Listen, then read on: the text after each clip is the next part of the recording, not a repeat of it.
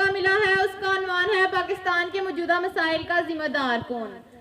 وہ لوگ جنہوں نے ہوں دے کر اس ملک کو زینت بخشی، وہ لوگ جنہوں نے ہوں دے کر اس ملک کو زینت بخشی، دو چار سے دنیا واقف ہے، گمنام نہ جانے کتنے ہیں۔ جناب صدر، یہ وطن ہم نے ان گنت قربانیوں کے بعد حاصل کیا، مگر جب سے یہ مملکت خداداد آزاد ہوئی ہے بے شمار مسائل اور کربناک حالات سے گزر رہے ہیں۔ ہر آنے والا سال بے شمار مسائل اور نئے ہنگامے لے کر آتا ہے۔ جناب صدر، کیا عرض کروں، اس پاک وطن کو جتنا نقصان ایک پڑھے لکھے اور باشعور طبقے نے پہنچایا ہے، جاہل اور غریب پاکستانی نے نہیں، بلکہ اگر یہ کہا جائے کہ یہ نچلا طبقہ گزشتہ نصف صدی سے صرف بیوقوف بنایا جا رہا ہے۔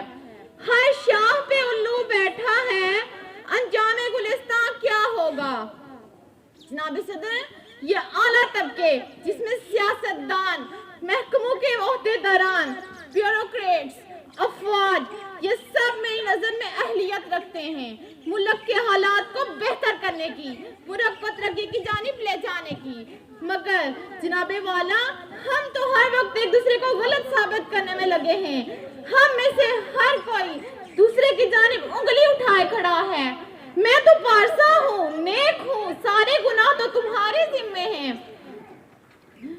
اجاڑ رستے، عجیب منظر، ویران گلیاں، بازار بند ہیں، کہاں کی خوشیاں، کہاں کی محفل، کہاں کی خوشیاں، کہاں کی محفل، شہر تو میرے لہو لہو ہیں۔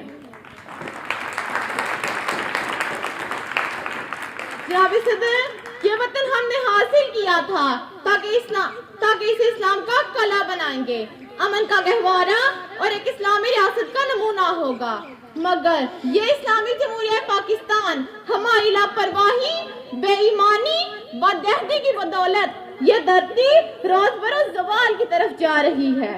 ہم نے اپنے اسلام سے کیا گیا وعدہ وفا نہ کیا، ہم نے اپنی مٹی سے وفا نہ کی، ہم خود غرضی اور کینہ پروری میں صرف اپنی ذات کے ہو کر رہ گئے۔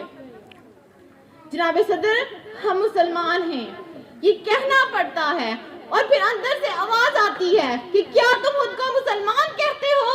کیا یہی مسلمانوں کا کرینہ ہے؟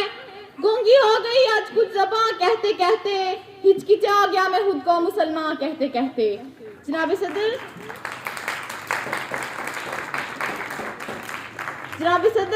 اس پاک دھرتی میں وہ کون سی برائی نہیں جو زمانہ جاہلیت میں نہ تھی، مگر آمد مصطفیٰ حضرت محمد مصطفیٰ صلی اللہ علیہ وآلہ وسلم کی تعلیمات نے انسان کو معراج عطا فرمائی، انسانیت میں نئی روح پھونک دی، حقوق و فرائض کا ایسا نظام نافذ کیا کہ مدینہ جیسی ریاست وجود میں آئی اور رہتی دنیا تک تمام انسانوں کو صراط مستقیم کا راستہ دکھایا۔ جناب صدر، مجھے آج کہنا پڑتا ہے کہ ہمیں پھر سے ایک ایسے مرد مومن رہنما کی ضرورت ہے جو ہمارے ملک کو ترقی کی راہ پر لے کر چلے۔ نشانے راہ دکھاتے تھے جو ستاروں کو، ترس گئے ہیں کسی مرد راہداں کے لیے۔ شکریہ۔